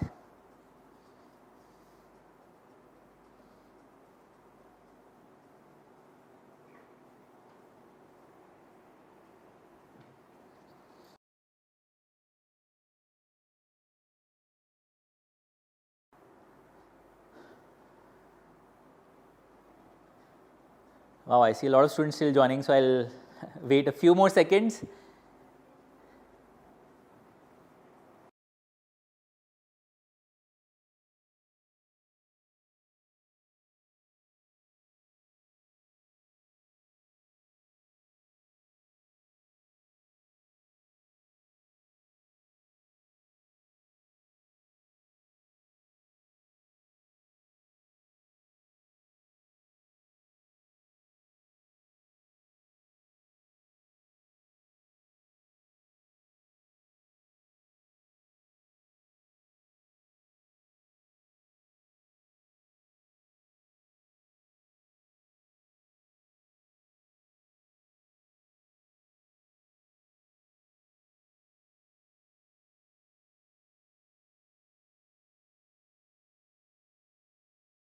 Okay, I think we have close to 350 students now. So those of you who've joined, great. Those of you who haven't been able to join so far, that's fine, because we need to get started on the quiz here.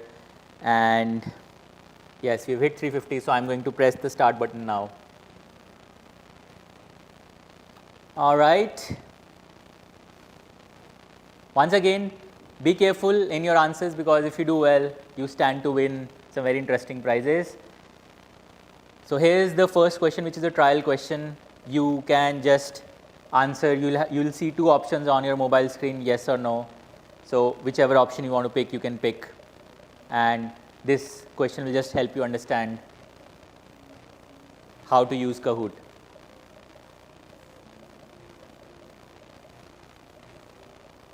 All right, I have 330, 340 answers, so almost everybody's answered, great.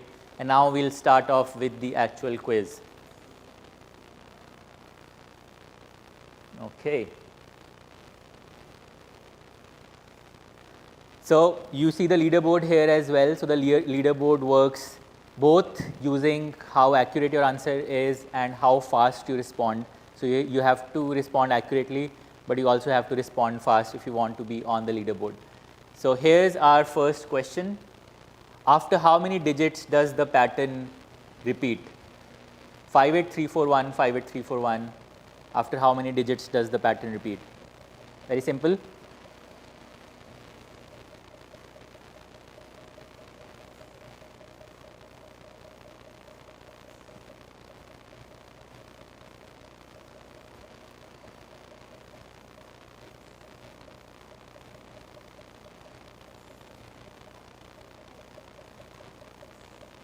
All right.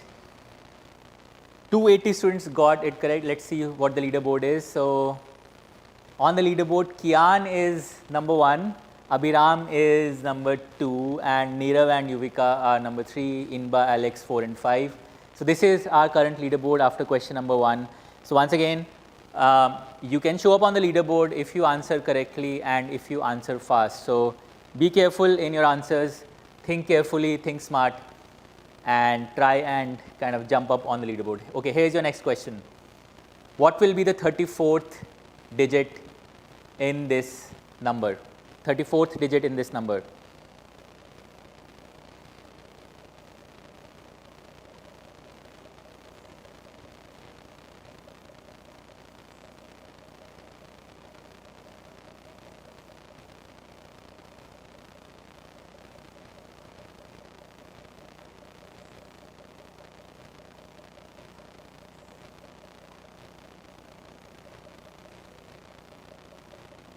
All right, 271 students got it right. The answer is 4.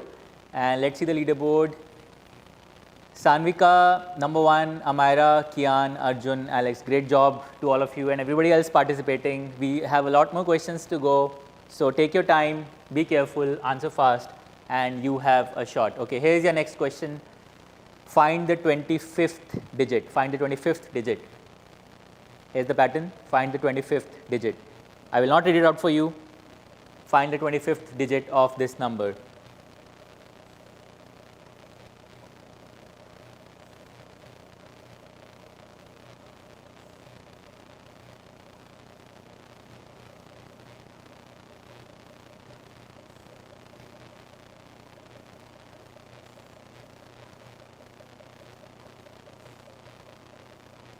Okay, 289 students got it right. The answer is 7, the first digit of the pattern, because the pattern length was 4. So let's see.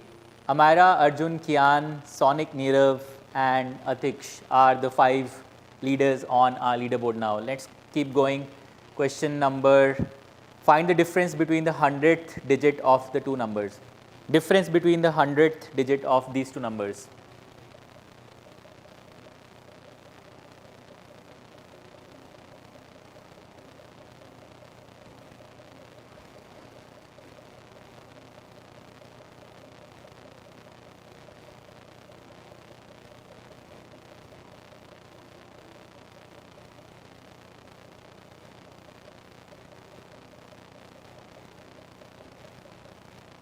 Wow, okay, 155 students still got it right.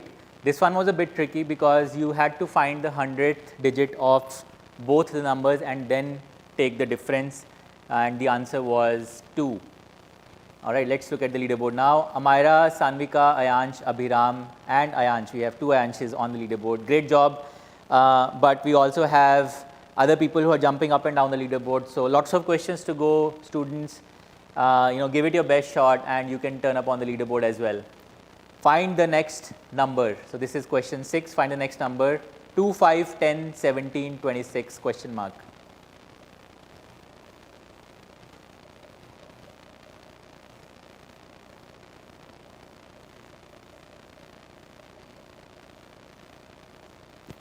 इसका audio up हो सकता है music का?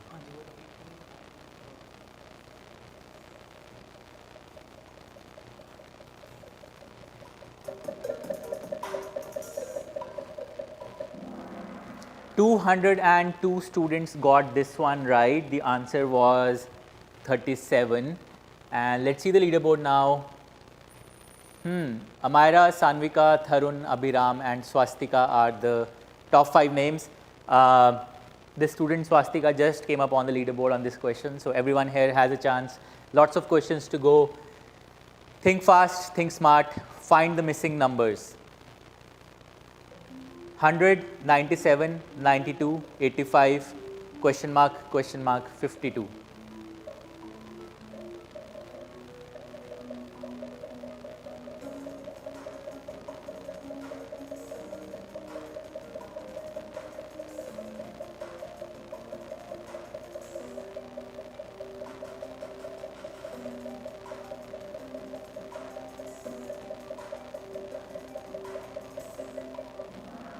Okay, 183 students got it right. The answer was 76 and 65. The differences were increasing. And let's look at the, it's not changed at all on this question. Still the same 5 people, the same 5 students on the top, but I hope to see more names come up. Question number 8 of 16, find the missing number in the figure. Find the missing number. 8, 6, 18, 5. 6, 7, 14, 4, 7, 4, question mark 3.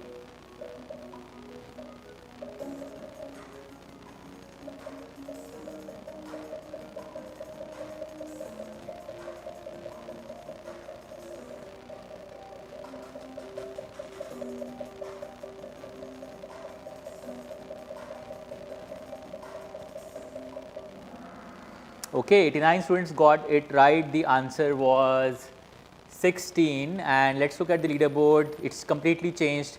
Amira, Swastika, Abhiram, Nisha Shah and Ayansh are the top 5. Now question 9 of 16, double points. It is for double points. Alex is facing the park. How should he turn to face home? Alex is facing the park. Let me just zoom in on this. How should he turn to face home?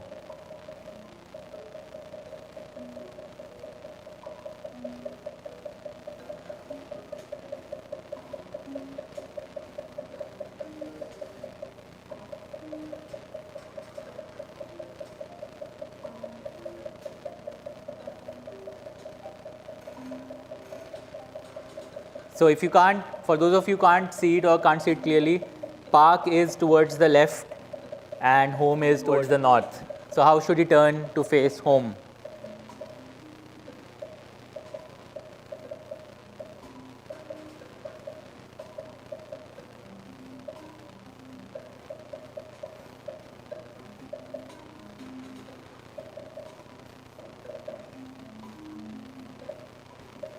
Okay, 139 students got it right. It was 3/4 turns anti-clockwise. Now let's look at the leaderboard.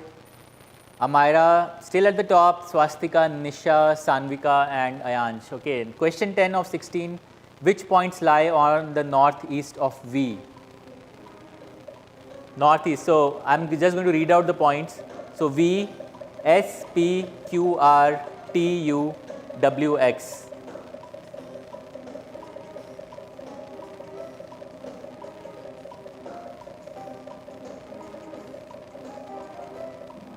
Okay, 283 students got it right, almost everybody. T and R was the correct answer. New name on the leaderboard, Thornton. Let's keep going. Question 11 of 16. Which of the two letter looks the same as its mirror image? Which of the two are the same as mirror image, their mirror image?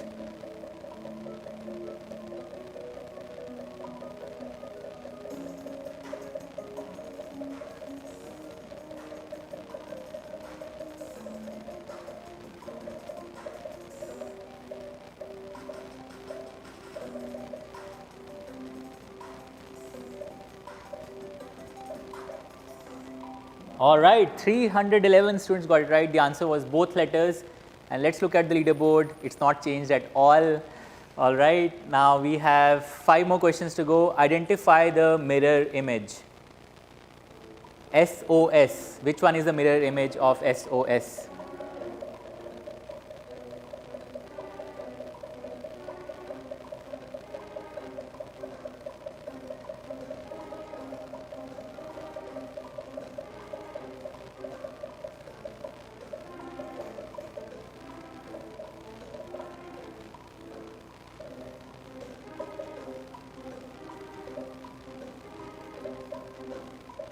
All right, 380 students said option B, which was the correct option. Great job. And leaderboard shuffled a little bit. Sanvika, Nisha, Yesir Boy and Tharun are on the top. And now a question for double points. Identify the mirror image. Mirror is placed horizontally below. So mirror is placed horizontally below this, like this. So what will be the mirror image?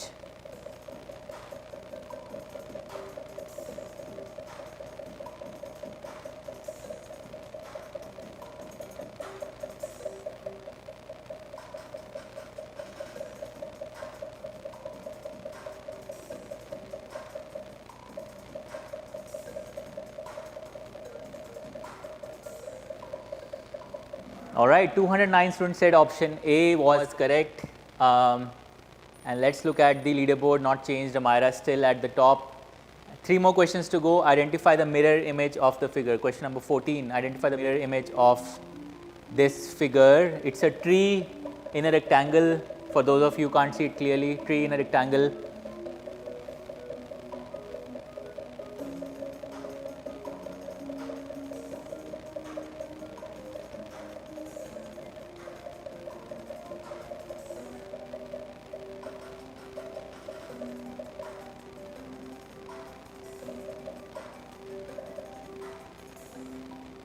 Okay, option B, 363 students got it right, and leaderboard still the same. Last 2 questions to go. Double points again. So how many triangles are there in this picture? Think carefully, think smart. How many triangles in this picture?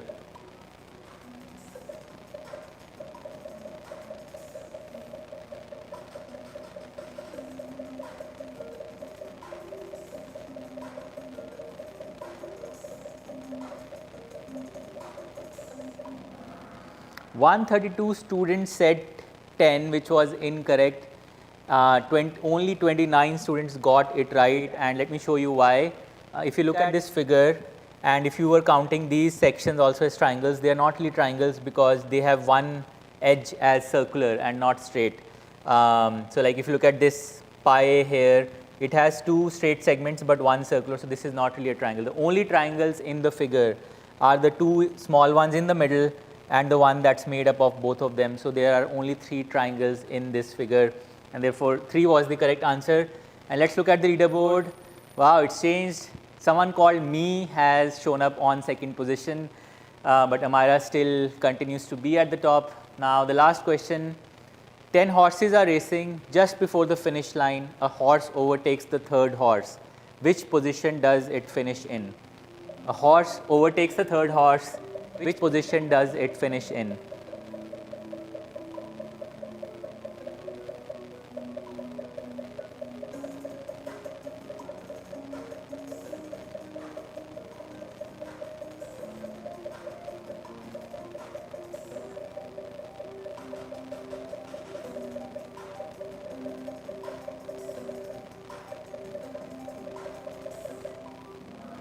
All right, the right answer was 3rd. 152 students got it right, 208 students said 2nd.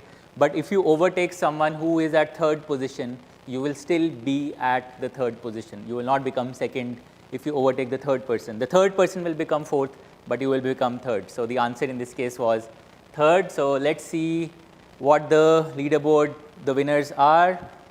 Sanvika is number 3, great job. Me is number 2, and then number 1 is our winner for this Kahoot. Amira, congratulations to all 3 of you. All of you, will get goodies for kind of participating and doing so well in this Kahoot. And thanks to everybody else for participating as well. And I hope all of you had a fun time. And we will now end the session. And once again, just a quick reminder that we have lots of tutors teaching math across grade levels and across programs. So if you are interested to improve your math skills and you are not yet a Cuemath student, do give us a try, do take a trial class with us and get better at math, become great at math and fall in love with it. And I hope all of you Cuemath students and non-Cuemath students had a great time today. I hope you will take learnings from today's session, and I look forward to seeing you in the next session next Sunday. And do let your friends know as well. Others who want to do this kind of math can also join in. Thanks for participating and have a great day. Thank you very much. Best of luck.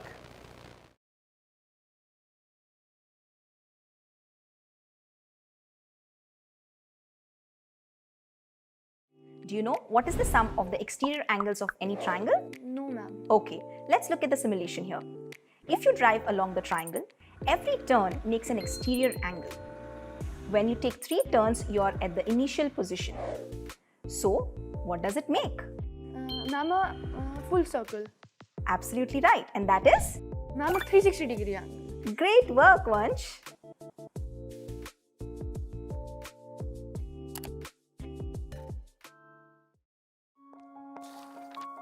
Yeah, hi.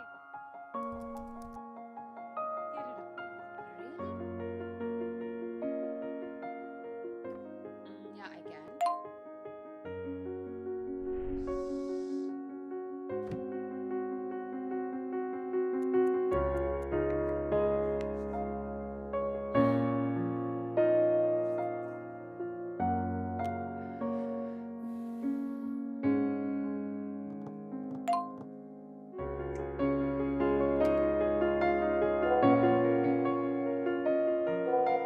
Tutors who take 360-degree ownership of your child's learning.